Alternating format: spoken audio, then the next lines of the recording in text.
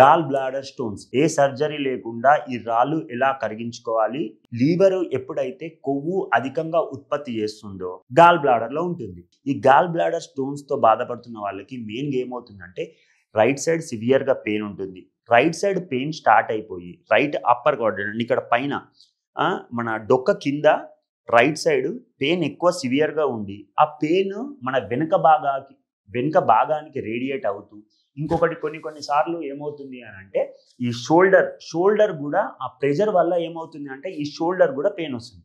అది మనము first of all ఏంటి అని అంటే గాల్ బ్లాడర్ స్టోన్స్ అని నిర్ధారించు. దానికి మనం ఏం చేయాలి అంటే ఒక స్కాన్ యూఎస్జీ ఆఫ్ అబ్డామిన్ అని ఒక స్కాన్ చేస్తే దాంట్లో తెలిసిపోతుంది. కొంచెం తినగానే ఏమవుతుందంటే కడుపు ఉబ్బినట్టు అనిపిస్తుంది, ఆయాసం అనిపిస్తుంది, బ్లోటింగ్ ఉంటుంది, టేపులు వస్తాయి. సో సిమెంట్ కలర్ లో మోషన్ వస్తుంది అని అంటే గ్రే కలర్ లో స్టూల్ వస్తుంది అని అంటే అది గాల్ బ్లాడర్ స్టోన్స్ అయి ఉండొచ్చు అని కూడా నిర్ధారణ చేసుకోవచ్చు.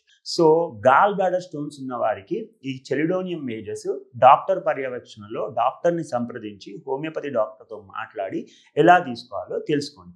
మారడాకు ఇంట్లోనే ఎండబెట్టుకొని వేపాకు కూడా తీసుకొని మంచిగా కడిగి ఎండబెట్టుకోండి. ఈ రెండింటిని మంచిగా గ్రైండర్లో వేసుకొని ఒక పొడి వేసుకొని ఇలా చేసిన మిశ్రమాన్ని డైలీ 1 గ్లాస్ ఆఫ్ వాటర్లో ఒక స్పూన్ కలుపుకొని తాగడం వల్ల ఏమవుతుంది అంటే గాల్ బ్లాడర్ స్టోన్స్ ఇట్లానే కరిగిపోతాయి.